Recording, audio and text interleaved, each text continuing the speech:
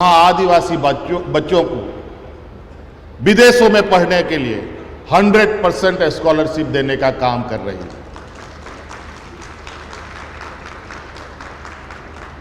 आज कौन इन बच्चों को, कौन इन समूह को आगे बढ़ाएगा?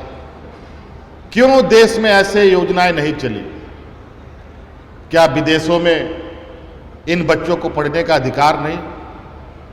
क्या ये विद्वान बनकर के, क्या बाबा भीमराव अंबेडकर जैसे सोच के लिए इनको अधिकार नहीं, जो अपने हक अधिकार की लड़ाई मजबूती से रख पाए? आज इसीलिए इस सोच के साथ हमने एक प्रयोग के तौर पर हम लोगों ने यहां पर आदिवासी बच्चों को 100% स्कॉलरशिप पर पहला लॉट में 6 बच्चों को विदेशों में भेजने का काम किया और निश्चित रूप से आने वाले समय में इसका दायरा हम और बढ़ाएंगे और भी वर्गों को इस नई स्कीम के साथ जो होनहार छात्र हैं उनको जोड़ा जाएगा।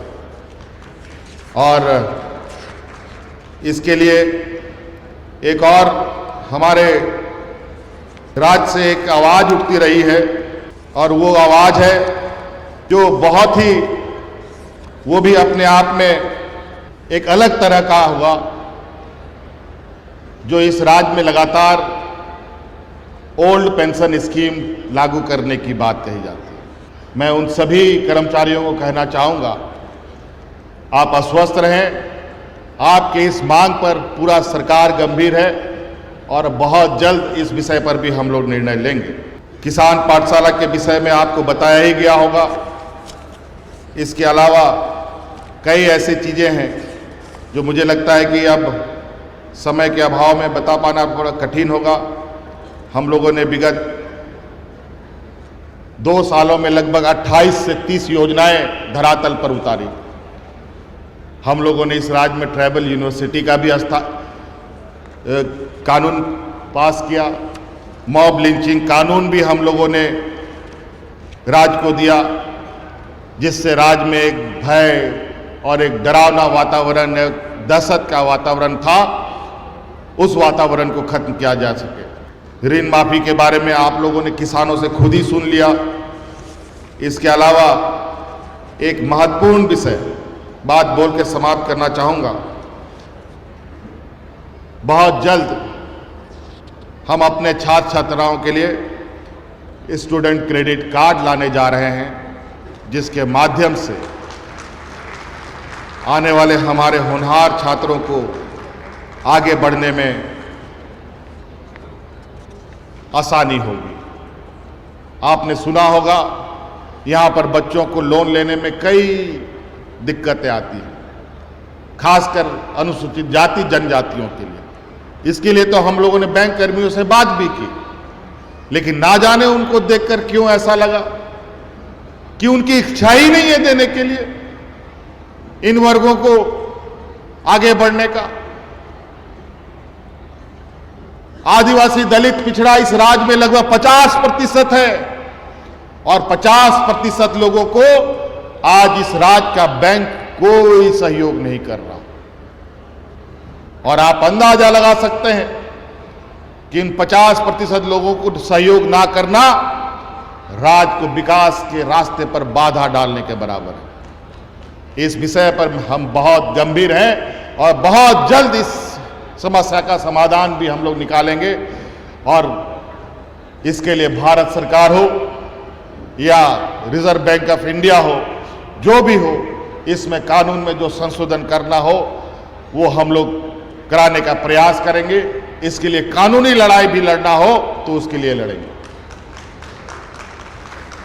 इसके साथ साथ अंत में आपको मालूम है,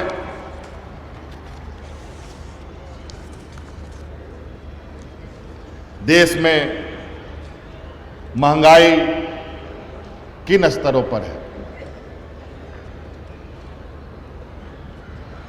और महंगाई का अगर हम लिस्ट टांगना शुरू कर दें तो मुझे लगता है इस पंडाल में झालर उलर ऊपर, तिरपाल ऊपर लगाने का जरूरत नहीं है। पूरा ढक जाएगा महंगाई से पूरा पंडाल। महंगाई अब धरती पे नहीं है, महंगाई अब चांद में चला जा चुका है। और इसका असर जहां लोग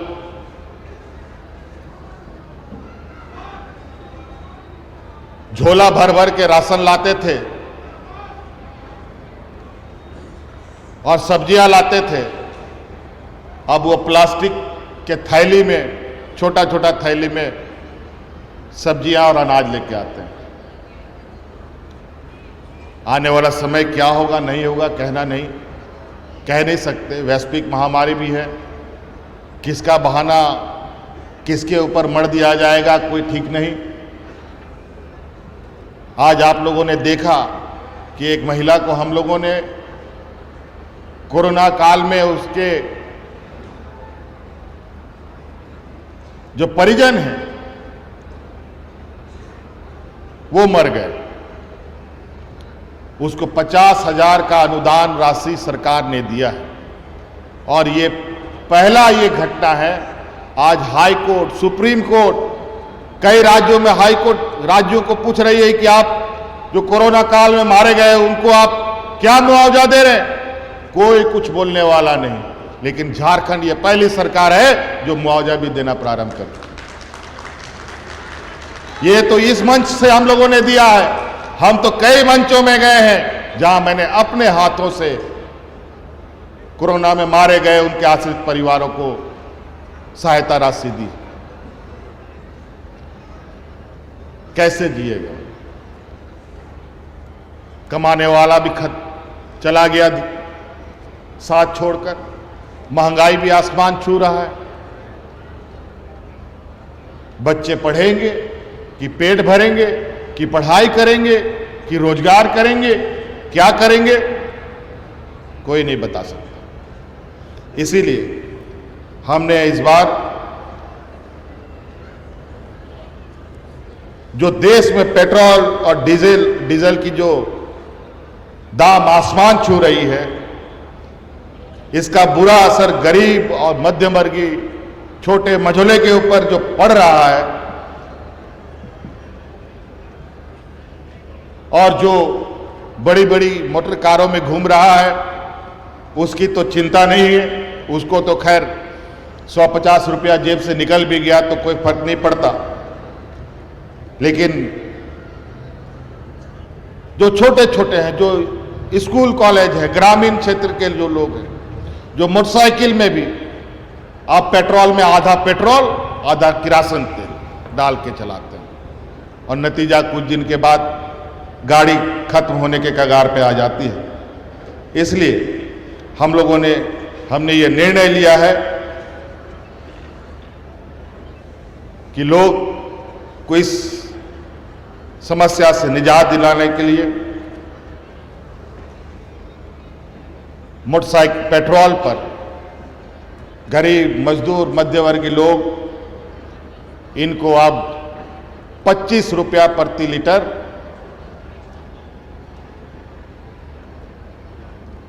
उनको राहत देने का घोषणा आज इस मंच से की जाती है। अब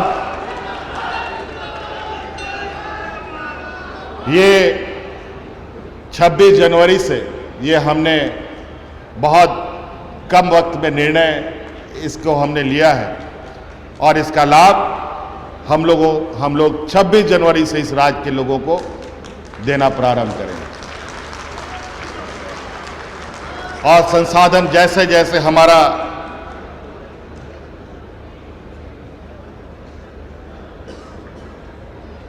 संसाधन बढ़ेगा उसके अनुरूप राज्य के लोगों को हम लोग राहत देने का काम करेंगे और जो भी हमारे संसाधन में आएगा वो राज्य के बीच में वितरण होगा।